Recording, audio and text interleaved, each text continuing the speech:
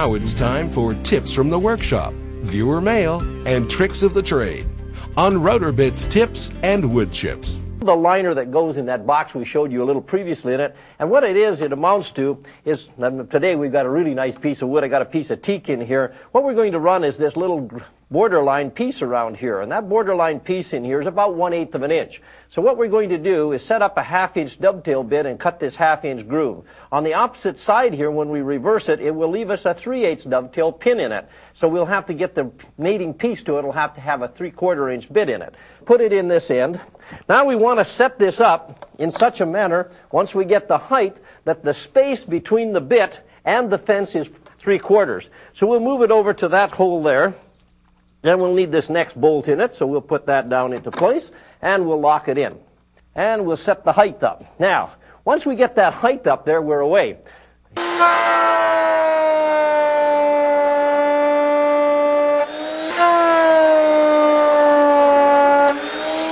For you. And we need a clamp. Never leave a stick between a bit and a fence without a clamp on it, because the rotation is liable to take it away. And now we can run the next one.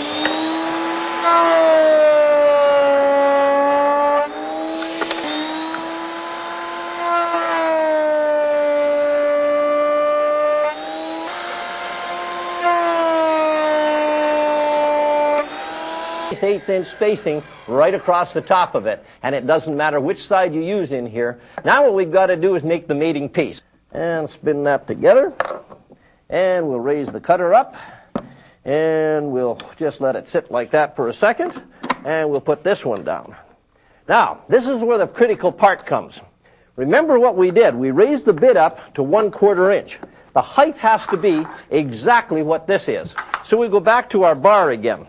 And we'll lower that bit down in here so we get it. Remember, we got the router unplugged in here, so we'll just set this up to exactly 1/4 high in it. Now we got that set. Now we're ready to go.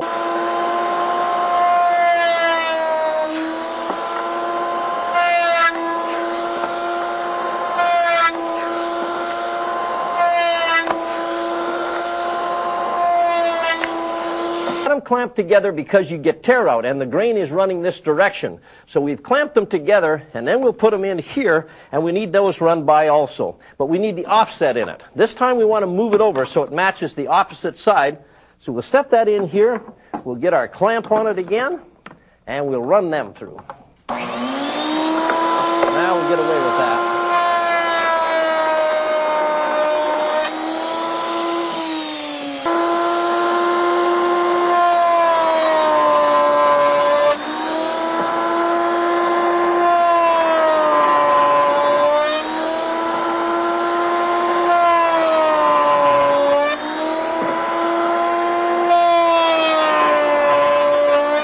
Take this apart in here, and I use some double stick tape on it, so we really got a tight fit there, and we'll just see what kind of a fit we got. I want to show you this first. We'll take that little tab off of here, and we'll just show you what happens in here. If I can just space that a little bit, you'll notice that little distance all the way around there. See the little distance all the way around it? That's where this liner goes in. Now we'll put the liner down in here, and it will go about like that. Yeah, we got a little piece inside of here, so I'm going to just reverse that. We'll just take that piece back in it and see how it fits down inside of there. Let me turn it around, and maybe we can just have a little look again at it. Now, there's a couple of little tricky things to do in here. We have to cut these pieces off. So you cut them off that you want.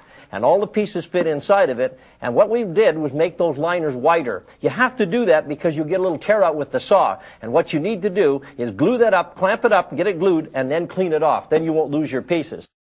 Be sure to join Dad and I right here next time in the Router Workshop.